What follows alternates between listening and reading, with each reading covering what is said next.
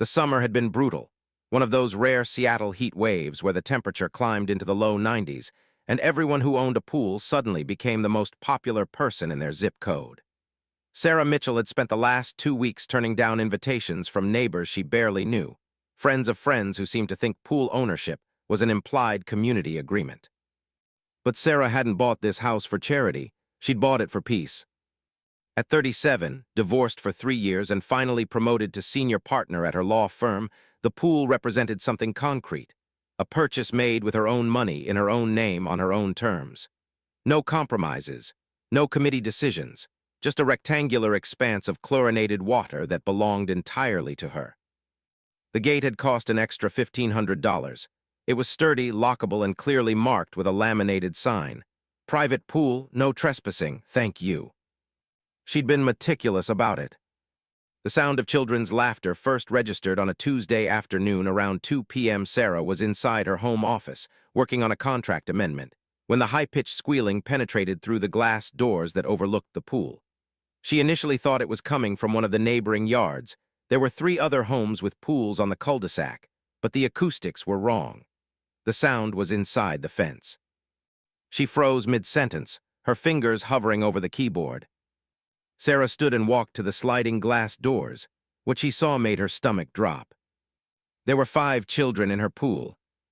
5 of them ranging from what looked like 6 to maybe 14 years old, splashing and playing Marco Polo in the deep end. Their flotation devices, neon pool noodles, and an inflatable unicorn bobbed peacefully on the water. And standing on her concrete deck, supervising like it was the most natural thing in the world, was a woman Sarah recognized from the neighborhood Facebook group, but had never actually met. The woman had a name that had been mentioned in several heated threads, Corinne Holbrook. Sarah's breath came shallow and fast. She didn't hesitate. She was out the sliding glass door in seconds, her bare feet striking the warm concrete with enough force that she could feel each step reverberate through her bones. "Excuse me," she called out, her voice sharp enough to cut through the chaos of children's play. The children didn't hear her, but Corinne did. Corinne Holbrook was perhaps 50, with highlighted blonde hair pulled into a tight ponytail, wearing designer sunglasses and a cover-up that probably cost more than Sarah's entire workout wardrobe. She turned, and Sarah watched her face register what looked like mild surprise, then something that might have been defensive calculation. "Oh, hi," Corinne called out with a smile that didn't reach her eyes. "I'm Corinne. My kids and their cousins are visiting for the week, and I saw your gate was, well, we just thought we'd pop over. It's so hot, and I remember seeing the pool from the street. The kids are dying in this heat." Sarah felt her anger crystallize into something cold and precise. This was familiar territory for her, the dismissive non-apology, the presumption of welcome, the implied obligation wrapped up in environmental urgency. "The gate is locked," Sarah said flatly. "Was locked," Corinne corrected, still smiling. "One of the kids figured out how to work it. Kids are so clever, aren't they?" Sarah stared at her. "You need to get your children out of my pool, now." For a moment, Corinne's smile flickered. She lowered her sunglasses and her eyes were ice cold. "I'm sorry, what? That seems a little, it's just water. And there are 5 children here who would have heat exhaustion if we don't cool them down. You're not actually going to." "Out," Sarah interrupted. "Get them out of my pool this minute." Corinne's face flushed. She straightened, pulling the sunglasses back up. "You know what? You're right. Come on, kids," she called, her voice taking on a bright, forced cheerfulness that was somehow worse than anger. "Miss, I'm sorry, what's your name?" "Sarah." "Miss Sarah says we need to get out, even though we were having such a fun time." Corinne cast a meaningful look at Sarah, the kind of look a mother gives when she's trying to make a point to her children about how selfish other people are. "Come on, everyone, out of the pool." The children groaned and protested, but they obeyed, their wet bodies streaming onto the concrete as they climbed out, looking confused and disappointed. Corinne gathered them up, her movements sharp with irritation, and herded them toward the gate. As she passed Sarah, Corinne leaned in slightly. "You know, my kids are only here for 1 week a year. I thought maybe someone in this neighborhood would have a little compassion. Guess I was wrong about who you are, Sarah." She said Sarah's name the way someone might say murderer or thief. Sarah watched them go, watched them file through the gate and back toward Corinne's house, which was 2 properties over and set back from the street. The children were soaked, dripping and confused. One of them, a little girl who couldn't have been more than 7, was crying. Sarah's hand was shaking as she locked the gate behind them. For about 30 seconds, she felt nothing but righteous justification. She'd been clear, she'd been direct. She'd set a boundary, and that boundary had been respected, eventually. That was how these things worked. You had to be firm. But then she went back inside, and the silence of her house felt suddenly very loud. She tried to return to her contract amendment, but the words on the screen swam meaninglessly. She found herself instead on the neighborhood Facebook group, scrolling through posts she'd mostly ignored before. She saw posts from Karen Hallbrook, dated back months. There was one about raising funds for a family whose house had burned down. Another about organizing a neighborhood book club. A third, more recent, asking if anyone knew of summer activities for kids that wouldn't cost much, as several families in the neighborhood were going through financial hardship. Sarah closed the app. She told herself the woman had made assumptions. She told herself boundaries were important. She told herself that just because children were hot and sad didn't mean she was responsible for fixing it. But that night, as she sat by her pool alone, watching the sun set over the water, Sarah found herself wondering if she'd been right. The wondering turned to something else when her phone started vibrating. It was a text from her best friend, Marcus, who'd somehow already heard about the incident. Of course he had, because one of the neighborhood moms had posted about it on the community Facebook page almost immediately. Marcus, who worked in marketing and understood social media better than anyone Sarah knew, had screenshotted the post before it got deleted. The post was from someone named Jennifer Martinez. It said, "So disgusting. This woman refused to let kids cool off in a pool while it's literally 92 degrees out. The kids were only in there for 5 minutes. Who does that? Who's that cruel?"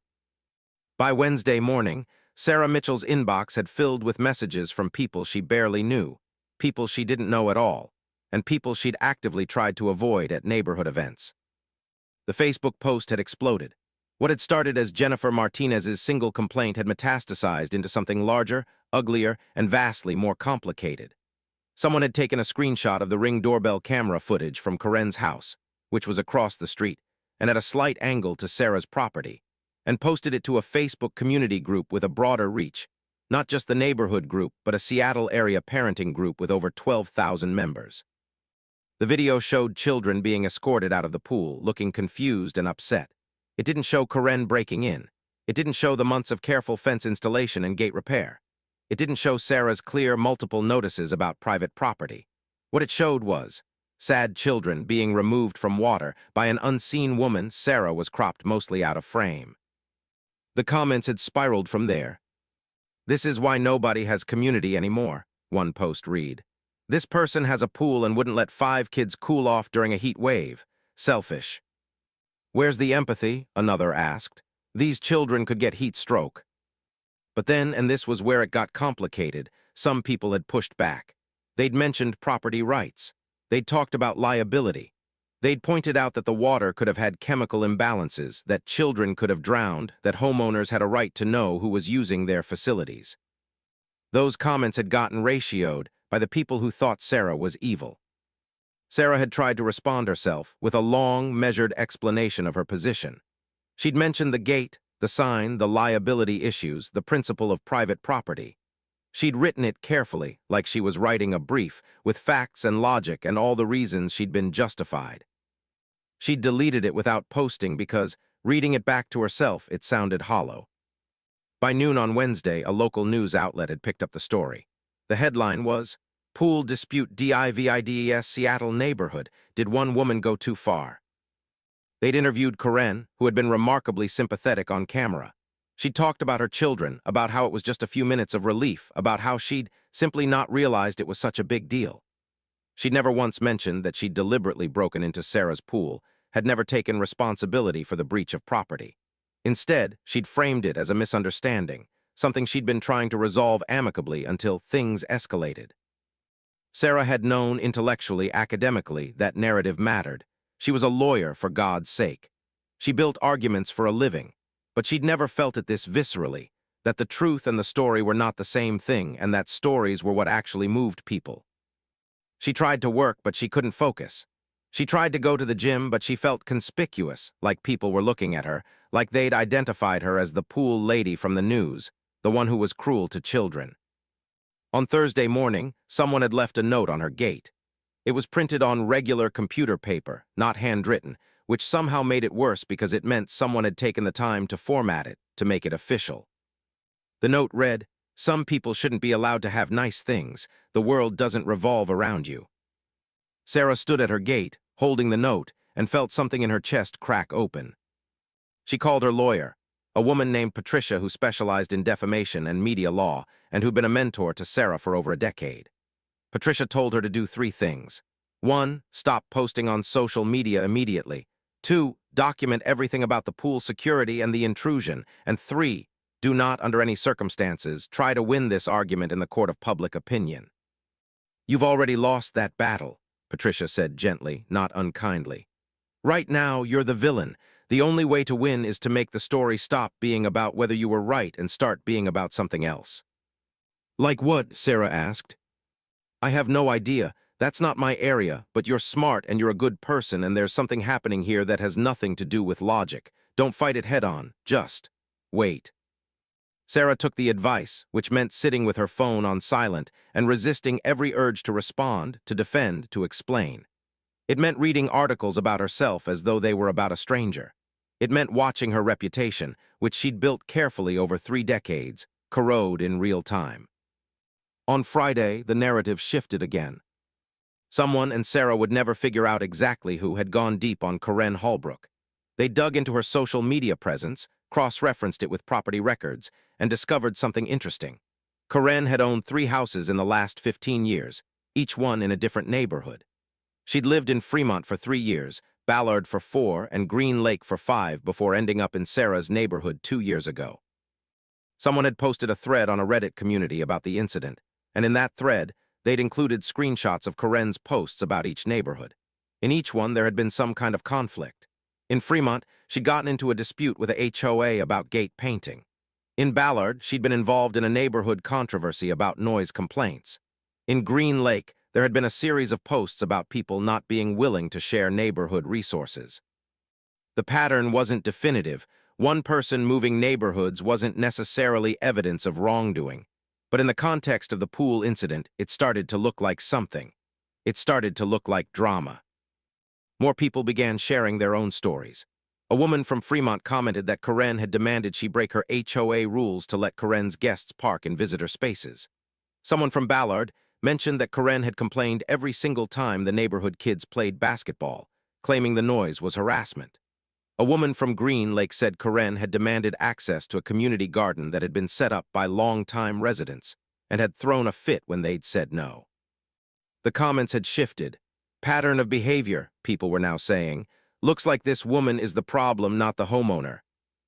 By Sunday, there was a new news cycle, and it involved Corinne Holbrook. The headline was, "Neighborhood Controversy REVALS Pattern. Is this woman a serial conflict creator?" It was sensationalized, unfair in its own way, and also, Sarah had to admit, kind of accurate in the broad strokes. Corinne had gone from victim to aggressor in the social media narrative in the span of 5 days. Sarah should have felt vindicated. Instead, she felt sick. She'd watched it happen, watched a woman get destroyed by the internet, watched her reputation demolished, watched her children's social media accounts get flooded with hateful comments from strangers. Sarah had done nothing but stay silent, but that silence felt complicit now, like she'd participated by not stopping it. She picked up her phone and called Corinne's number. She'd found it on the neighborhood directory, though she'd never intended to use it. Corinne answered on the 3rd ring, her voice wary. "Yes.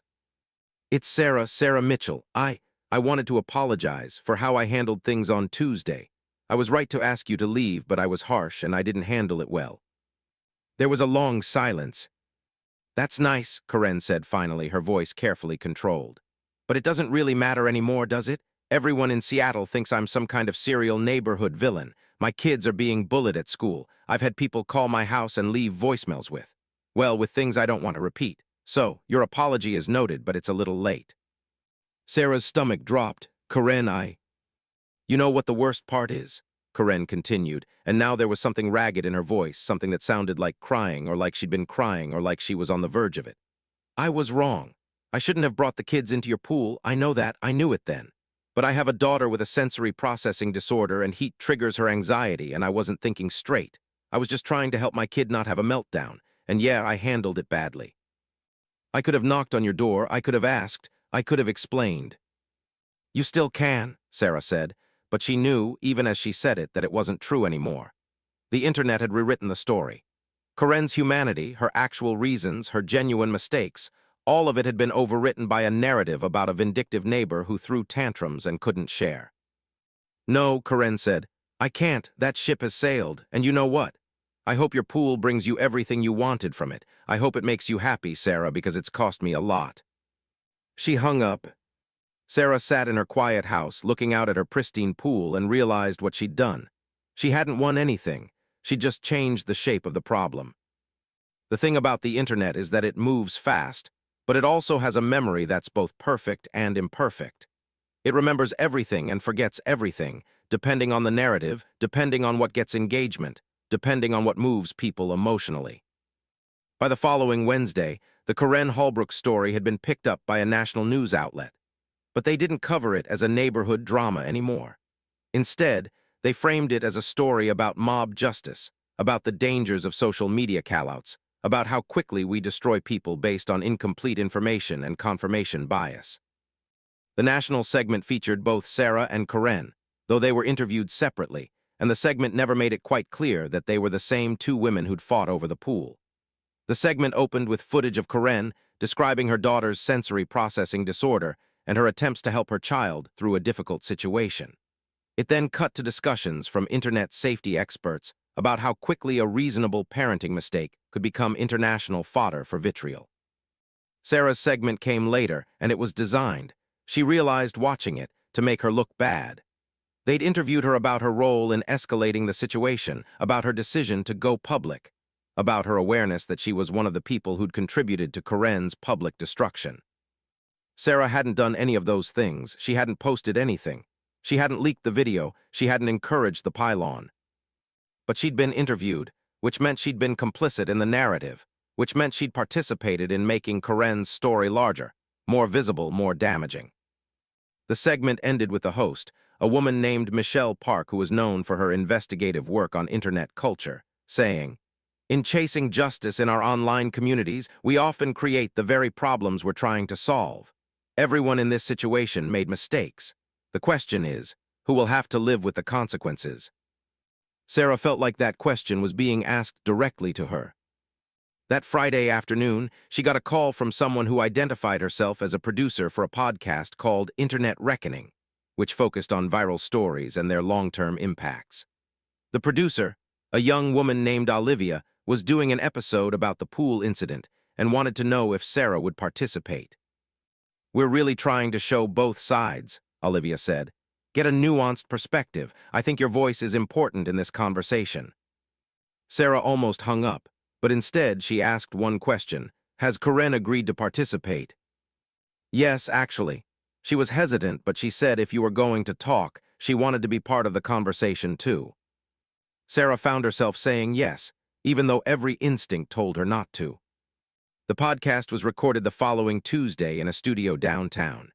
Sarah arrived early and saw Karen in the green room, a small, uncomfortable space with a table full of bottled water and snacks no one would eat. They looked at each other for what felt like a long time. "Hi," Karen said finally. "Hi," Sarah replied. "This is awkward," Karen said, and Sarah really saw, for perhaps the first time, how tired she looked. She had dark circles under her eyes, and her blonde hair didn't look highlighted anymore. It looked dull, like she'd stopped taking care of it. "Yes," Sarah said, "I'm sorry for all of it." Karen shrugged. "Me too. If it helps, my daughter, the one with the sensory thing, she actually had a really good week at school after everyone moved on to the next news cycle. So I don't know. Maybe the internet destroying me for a few days was worth it if it meant she could get a break from her anxiety." Sarah didn't know what to say to that. So she just sat down next to Karen, and they sat in silence, two strangers bound together by circumstance and the strange alchemy of a viral moment. The podcast episode, when it aired 3 weeks later, surprised both of them. Olivia had done her job well. She'd let them both talk, really talk, about their motivations, their fears, their mistakes. She'd let Sarah explain why she'd wanted a private space, why boundaries mattered to her, why being violated in her own home had triggered something deeper than just anger at trespassing. And she'd let Karen explain what it was like to be a single mother with a special needs child trying to do her best, making mistakes, having those mistakes amplified and weaponized and distributed to hundreds of thousands of people, watching her children get hurt as a result. The episode didn't take a side. Instead, it demonstrated something more powerful. It showed that there were no sides, just two people trying to navigate complex, difficult situations with incomplete information and human emotions that didn't fit neatly into viral narratives. The episode had found an audience. Not the screaming, outrage-seeking audience that had initially driven the story, but a different kind of listener. People who were interested in understanding rather than condemning, in complexity rather than simplicity. Sarah had expected some backlash from the original Karen haters, some pushback against what they might perceive as a soft peddling of her supposed wrongdoing. But mostly what happened was silence. The narrative had moved on.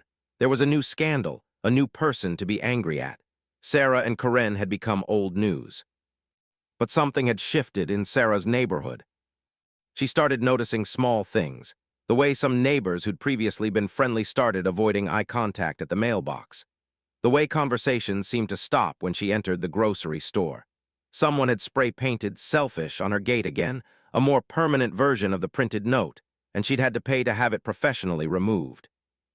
In early September, she'd tried to go to a neighborhood event, a casual potluck in the community center. She'd brought a nice pasta salad and had walked in with what she hoped was a friendly smile. The room had gotten quiet. People had looked at her, then looked away. She'd found herself standing alone with her pasta salad for nearly 10 minutes before deciding to leave. On her way out, a woman she recognized, named Patricia Chen, had followed her to the parking lot. "I just wanted to say," Patricia had said quietly, "that I thought you were unfairly treated by a lot of people in the neighborhood, for what it's worth." Sarah had thanked her, and they'd exchanged phone numbers. Patricia had become the only person in the neighborhood who still invited Sarah to things, who still smiled at her. By late September, Sarah realized that she'd become something else, not the villain anymore necessarily, but a pariah. The pool had become not a place of relaxation, but a symbol of her isolation. She'd stop at the gate some evenings and look at the pristine water, and all she'd feel was tired. It was around this time that the lawsuit arrived. Karen's lawyer had sent a certified letter to Sarah's home. It outlined a defamation claim, a tortious interference claim, and several other legal theories that Sarah recognized immediately. They were the legal equivalent of throwing everything at a wall and seeing what stuck. Karen was suing Sarah for the damages she'd suffered as a result of the social media pylon, claiming that Sarah had been the initial instigator and that Sarah bore responsibility for the consequences. Sarah read the complaint twice, her lawyer's mind immediately seeing all the ways Karen's case was weak, all the defenses she could mount, all the reasons this lawsuit would likely fail. And then she called Patricia again and told her that she wanted to settle. "Are you sure?" Patricia asked. "We can beat this, it's not a strong claim." "I know," Sarah said. "I don't care, I want this to be over." Sarah paid Karen $50,000. It wasn't legally required. It was, in fact, a terrible business decision. But it was the price she was willing to pay to have this thing, this incident, this trauma, this wound, finally close. When the settlement agreement was signed and sent to the media, and it was sent to the media because of course it was, the headline read, "Local woman settles with neighbor over pool dispute, pays $50K in damages." To everyone reading, it looked like Sarah was admitting guilt, like she was acknowledging that she'd been wrong, like she was, in fact, the villain. Sarah read the headlines, and she did something she hadn't done since the incident began. She cried. She cried hard, sitting in her beautiful home next to her beautiful pool in a neighborhood that had decided she didn't belong anymore. The thing nobody tells you about being the villain in a viral story is that the role becomes sticky. Even when you stop deserving it, even when circumstances change and new information emerges, you remain defined by that single moment, by that single choice, by that snapshot of who people decided you were. Sarah learned this the hard way over the next 3 months. She tried to return to normal. She went back to work, and her partners were supportive in the professional way that meant they didn't actually address what had happened. She focused on her cases, on her work, on anything that wasn't the pool and wasn't the neighborhood. But normality didn't return. There was a woman who came into the coffee shop where Sarah got her morning cappuccino and recognized her and took a photo and posted it on social media with the caption, "Saw the pool lady IRL. She really does have that selfish look."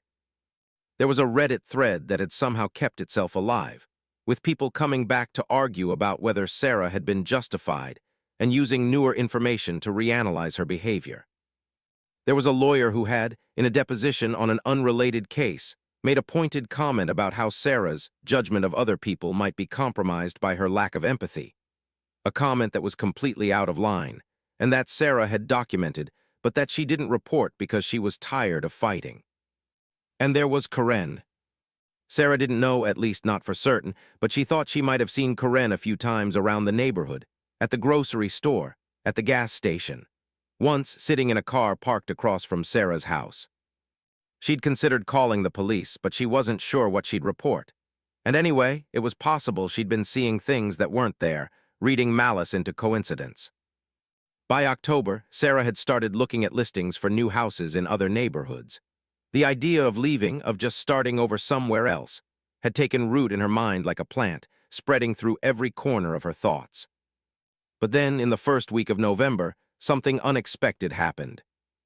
A woman named Dr. Elena Fairchild, who had a significant following on TikTok and YouTube, where she made content about internet culture and viral moments, posted a video that would change everything. The video was titled, "We Got It Wrong, the Pool Story from Another Angle." In it, Dr. Fairchild explained that she'd been researching the pool incident for a longer piece about online mob justice and had discovered something interesting. Karen Hallbrook had, in fact, pursued a similar incident in 3 other neighborhoods. But, and this was the part that was different from what people already knew, Karen had also been involved in coordinating the social media response to the pool incident. Dr. Fairchild presented screenshots of messages between Karen and Jennifer Martinez, who'd made the original Facebook post, where Karen was actively encouraging her to post about the incident, actively suggesting angles to take, actively directing the narrative. She showed how Karen had coordinated with other members of the community Facebook group to maintain the story's momentum and virality. She showed how Karen had, in fact, been strategic and deliberate in weaponizing social media to attack Sarah. "What we have here," Dr. Fairchild said to the camera, "is not a case of simple trespassing and a neighbor conflict. What we have is a case of premeditated social media harassment disguised as community outrage. And I want to be very clear, I'm not defending the homeowner's response. She was harsh, and she could have handled it better. But she was also deliberately targeted by someone who knew exactly how to manipulate social media and social justice narratives to get what she wanted." Dr. Fairchild's video went viral. It had 2.3 million views within 48 hours. And suddenly, the narrative flipped again. Sarah didn't feel vindicated. Instead, she felt something more complicated. Vindication mixed with horror at what had happened to Karen, mixed with guilt about the settlement payment that now looked like blackmail proceeds, mixed with the strange disorientation of watching someone else become the villain in the same story. The comments on Dr. Fairchild's video were brutal. Karen Hallbrook orchestrated a harassment campaign. This woman deliberately tried to destroy her neighbor. How is this legal? Where's the criminal investigation? By the next day, Karen's car had been egged. By the day after that, her windows had been broken. Someone had organized a petition to remove Karen from the neighborhood, which gathered over 3,000 signatures. Sarah, watching it happen from her quiet home, felt a strange sense of inverse vertigo. She knew, intellectually, experientially now, what this felt like. She knew what it was like to be on the receiving end of coordinated internet rage. And she knew that what was happening to Karen now was partially her fault, or at least partially enabled by her own narrative of victimization. She picked up her phone and called Karen. Karen didn't answer. Sarah called again 3 times, and each time the call went to voicemail. On the 3rd attempt, she left a message. "Karen, it's Sarah. I've seen the video that came out. I want you to know that I didn't authorize that or coordinate it. I'm I'm going to try to do something about it. Please call me back." Karen didn't call back, but 2 hours later, Sarah got a text message from an unknown number. "Stop trying to help me. You've done enough."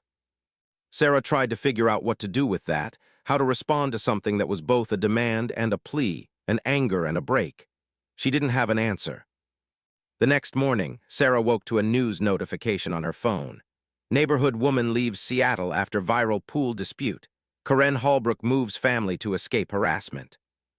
The article detailed how Karen had decided after the second round of social media attacks that the neighborhood was no longer safe for her or her children. She'd sold her house at a loss, significantly under market value, and had relocated to Tacoma, about 45 minutes south. In the article, she was quoted as saying, "I made mistakes. I shouldn't have gone into someone's pool without permission, but I don't deserve to have my windows broken and my family threatened. And I don't deserve to have my entire life destroyed twice by the same internet that I can't control or fully understand." Sarah read the quote, and something in her chest cracked further. She typed out a response on the neighborhood Facebook page, a long, careful statement that accepted responsibility for her role in the situation, that acknowledged Karen's suffering, that tried to make some kind of amends for what had happened. She posted it. The responses came immediately. Some people defended Sarah, saying she shouldn't have to apologize for setting a boundary. Some people attacked her, saying that she was just trying to rehabilitate her own image.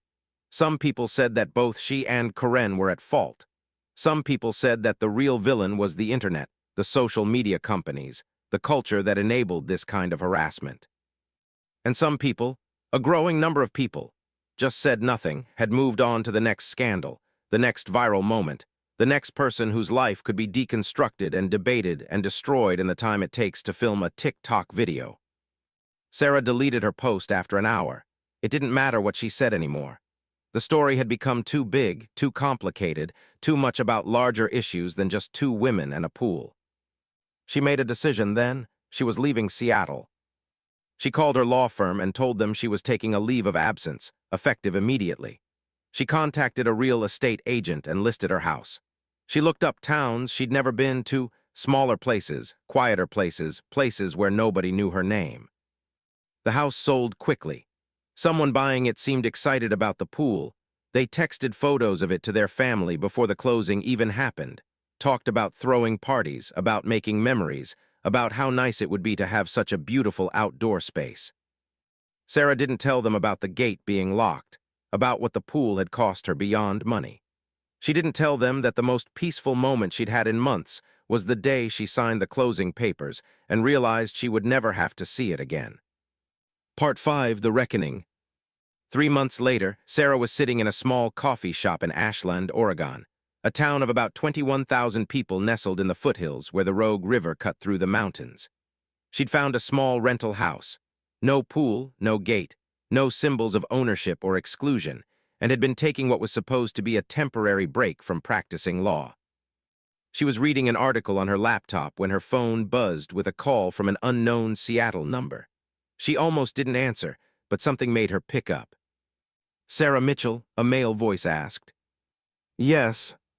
"This is Detective James Paulson with the Seattle Police Department. I'm calling because we're investigating a criminal complaint that was filed by Karen Holbrook against you. I'd like to ask you some questions." Sarah felt her stomach drop. "What kind of complaint?" "Harassment, intimidation, and conspiracy to commit civil harassment.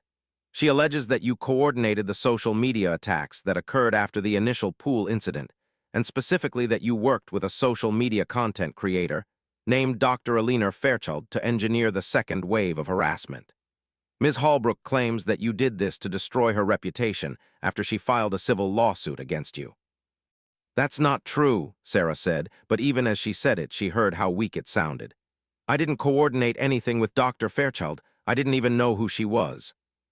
"Can you prove that?" Detective Paulson asked. Sarah couldn't. She had no proof of her innocence, no way to demonstrate that she hadn't been involved in something she'd had no hand in orchestrating. "I need to think," Sarah said. "I need to talk to my lawyer." "That's your right," Paulson said. "But I'd appreciate your cooperation. This is a serious allegation, and frankly, we're trying to figure out what actually happened in this case." After they hung up, Sarah sat in the coffee shop for a long time, her coffee getting cold, her hands shaking. She called Patricia, the defamation lawyer who'd been helping her. Patricia listened to the situation and then told her something Sarah didn't want to hear. You need to gather all your communications, all of them. Emails, text messages, phone records, everything. Because if Karen can't prove you coordinated with Dr. Fairchild, the investigation might not go anywhere. But if you contacted Dr. Fairchild at any point, if you encouraged her to do the video, if you provided any information that could be construed as coordination, then you have a real problem. Sarah went through all her communications that evening. She had not contacted Dr. Fairchild. She had not encouraged the video. She had not provided any information, had not played any role in what had happened. And yet, she knew that intent wasn't always the same as impact. She knew that the narrative of her behavior, the story that had been told about her, had created an expectation that she would do exactly what Karen was now claiming she'd done. The investigation took 6 weeks. During those 6 weeks, Sarah discovered that Dr. Alina Fairchild, when contacted by police, revealed that she had received several anonymous messages encouraging her to investigate Karen Holbrook. The messages had come from email accounts that were difficult to trace, but they contained specific information about Karen's history in other neighborhoods, specific allegations, specific details that seemed to come from someone intimate with the situation. Detective Paulson called Sarah back and asked her directly, "Did you send those emails?" "No," Sarah said, "I didn't." "Do you know who did?"